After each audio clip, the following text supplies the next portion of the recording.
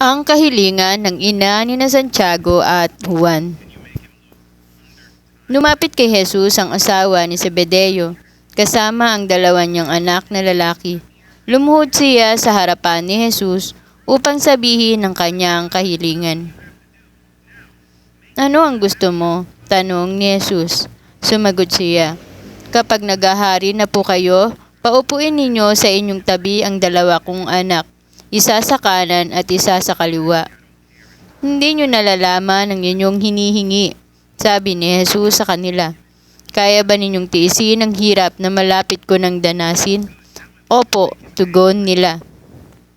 At sinabi ni Jesus, "Daranasin nga ninyo ang hirap na titiisin ko, ngunit wala sa akin na magpapasya kung sino ang mauupo sa aking kanan at sa aking kaliwa.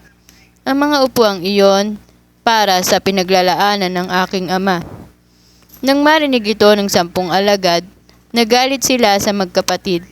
Dahil dito, pinalapit ni Jesus ang kanyang mga alagad at sinabi sa kanila, "Alam ninyo na ang pinuno ng mga Hentil ay tinataas ang kanilang sarili bilang mga Panginoon sa kanila, at ang kagustuhan ng mga nasa kapangyarihan ang siyang masusunod. Hindi ganyan ang dapat umiiral sa inyo.